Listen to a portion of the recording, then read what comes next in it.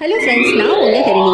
நாகர்கோவில் அப்படிங்கிறது இந்தியாவோட தென்கோடியில இருக்கக்கூடிய அழகான நகரம். இந்த ஊரை பொறுத்த வரைக்கும் தமிழும் மலையாளமும் கலந்து பேசக்கூடிய மக்கள் உள்ள அருமையான ஊரு, அழகான ஊரு, அமைதியான ஊரு, இனிமையான கிளைமேட் உள்ள ஊரு, ஜாதி மதம் பார்க்காத ஒரு ஊரு. இந்த உலகத்துல சூரியன் உதிக்கிறதும் மறைகிறதும் தெரியக்கூடிய ஒரே மாவட்டம் கன்னியாகுமரி மாவட்டம். அந்த மாவட்டத்தோட தலைநகரம் தான் நாகர்கோவில். ஒற்றுமையா அண்ணன் தம்பியா பழகுற ஒரு ஊரு. தன்மானத்திலையும் சரி, வெட்டி கௌரவத்திலையும் பந்தாவிலையும் சரி, டவுரி சிஸ்டம் கல்வின்னு பேர் போன ஊரு. சாப்பாடு தண்ணின்னு பஞ்சமே இல்லாத ஊரு. பொதுவா எல்லாருக்குமே அவங்க சொந்த ஊரு ஸ்பெஷல் தான். ஆனா நாகர்கோவில்காரங்களோட கெத்து கொஞ்சமே டிஃப்ரெண்டா இருக்கும். இந்த ஊருக்காரங்க வேற ஊர்லயோ இல்ல அப்ராட்லயோ போய் அடாப்ட் ஆகி வாழ கொஞ்சம் இல்ல ரொம்பவே கஷ்டப்படுவாங்க.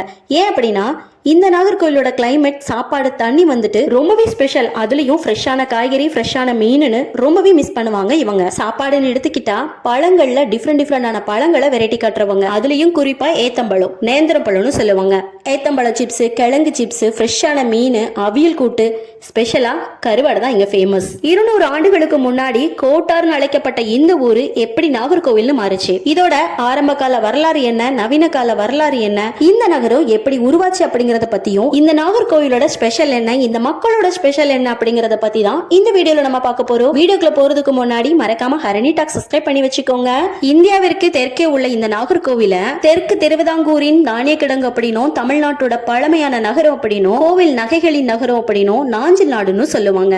பாம்புகளின் அரசனான நாகராஜருக்கு அர்ப்பணிக்கப்பட்ட கோவிலா நாகராஜர் கோவில் இருக்கிறதுனால இந்த தெய்வத்தோட பெயரை வச்சு இந்த ஊருக்கு நாகர்கோவில் அப்படின்னு பெயர் வந்ததா குறிப்புகளும் இருக்கு. கன்னியாகுமரிக்கு வடக்க 19 கிலோமீட்டர் தூரத்திலையும், திருவனந்தபுரத்திற்கு தெற்கே 64 கிலோமீட்டர் தூரத்திலையும், திருநெல்வேலிக்கு தென்மேற்கே 80 கிலோமீட்டர் தூரத்திலையும் அமைஞ்சிருக்க பழமையான வணிக நகரம் தான் நாகர்கோவில். இந்த ஊரோட ஃபேமஸே அவங்க பேசுற அழகான தமிழ் தான். மொழி தெரிய இடத்துல வந்து அவஸ்தை படியே ஹோட்டல்ல போய் தின்னலான்னு பார்த்தா ஹோட்டல் போய் கேட்கலாம், எல்லாம் ஹிந்தியில பேசியா, நமக்கு ஹிந்தி தெரியும். சரி, இங்கிலீஷ்ல பேசியாது கான்வர்சேஷன் பில்ட் பண்ணி போலான்னு பார்த்தா ஹோட்டல் இங்கிலீஷும் தெரியல. சரி, நான் இப்போ எப்படியா ஹோட்டல் போய் தின்னியாது? சரி, இங்கிலீஷ்ல யாராவது ஒருத்தன் பேசுங்க, சொல்லிதாங்க ஹோட்டல் இப்படில போகணும்னு. பையா என்ன வரானே, any problem? English? You speak English? You know English? I know English. அப்பாடா, I am coming from Kanyakumari for 5-day trip. அதுக்கு அடுத்தபடியா நாகராஜர் கோவில், மணிமேடை அதாவது மணிக்கூண்டு கோபுரம், சென்ட் சேவியர் சர்ச், ஸ்பெஷலா பக்கத்திலே உள்ள கன்னியாகுமரி பீச். கோவில் அப்படிங்கிறது ராஜ்யத்தோட கடந்த காலத்தை சொல்ற ஒரு ஊரு.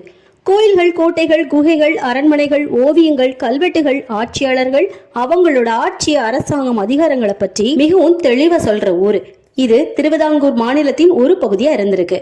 அதுக்கப்புறம் தான் தமிழ்நாடு கூட இணைக்கப்பட்டிருக்கு. நாகர்கோவில் மற்றும் அதை சுற்றி உள்ள பகுதிகள் நாஞ்சில் நாடுன்னு அழைக்கப்பட்டிருக்கு. இந்த நாகர்கோவிலோட ஆரம்ப கால வரலாறு என்னன்னு பாத்தீங்கன்னா, 9ஆம் நூற்றாண்டு வரைக்கும் சங்ககால ஆட்சியாளர்கள் இந்திய நாகர்கோவில் நகரம் உள்பட தமிழ்நாட்டின் பல பகுதிகளை நிர்வகிச்சிருக்காங்க.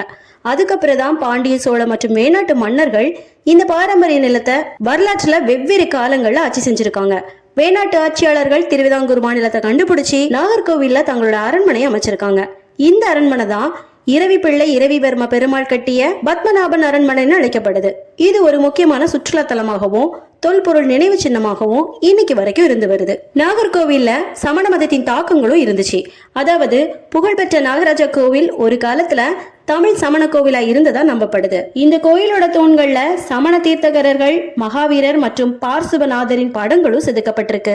6 சமண சிலைகளும் இருந்திருக்கு. அதுல 2 இன்னைக்கு கோவில்ல இருக்கு. நாகர்கோவிலோட நவீன வரலாறு என்னன்னு பாத்தீங்கன்னா, நாகர்கோவிலின் நவீன வரலாறு திருவிதாங்கூர் மாநிலத்தை சுத்தி தான் வருது. நாகர்கோவில் திருவிதாங்கூர் மாநிலத்தின் ஒரு பகுதியா இருந்திருக்கு. கோட்டார சுற்றி வளர்ந்து முக்கியத்துவம் பெற்றது. திருவிதாங்கூர் மன்னர் மார்த்தாண்டவர்மா தனது மாநிலத்தின் தலைநகரா பத்மநாபபுரத்தை தேர்ந்தெடுத்திருக்காரு. இந்த சிட்டி எப்படி உருவாச்சுதுன்னு பாத்தீங்கன்னா, திருவிதாங்கூர் அரசர்கள் மற்றும் திவான்களால் அணைகள், சாலைகள், பள்ளிகள்னு சிறந்த உள்கட்ட அமைப்புகளா உருவாக்கப்பட்டுச்சு.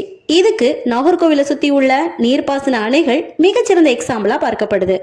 அதுக்கப்புறம் தான் திருவிதாங்கூரை ஒரு மாதிரி பூர்வீக மாநிலமா மாற்றியது அந்த அரசு. 1920ல திருவிதாங்கூர் மாவட்ட நகராட்சிகள் சட்டத்தின் கீழே நாகர்கோவில் ஒரு நகராட்சி நகரமா அடையாளப்படுத்தப்பட்டிருக்கு. 1947ல முதல் தர நகராட்சியாகவும், 1956ல அதிகமான மக்கள் தமிழ் பேசினதுனால தமிழ்நாடு அரசு கூட சேர்க்கப்பட்டிருக்கு.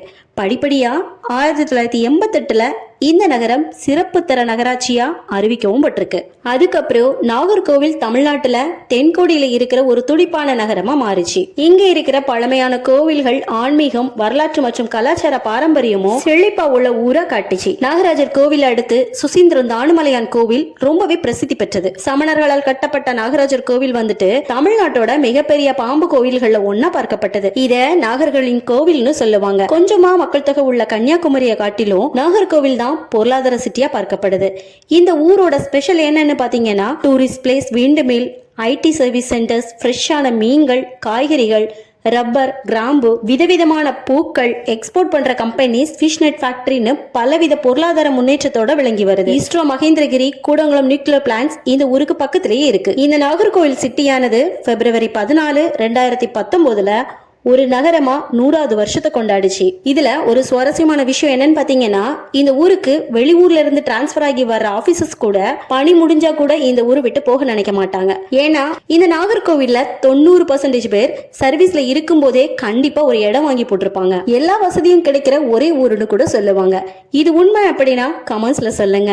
இந்த பதிவு உங்களுக்கு பிடிச்சிருந்தனா ஒரு லைக் பண்ணிட்டு, உங்களுக்கு நாகர்கோவில் ஃப்ரெண்ட்ஸ் இருந்தா அவங்களுக்கும் இதை ஷேர் பண்ணி விடுங்க. தேங்க்ஸ் ஃபார் வாட்சிங்.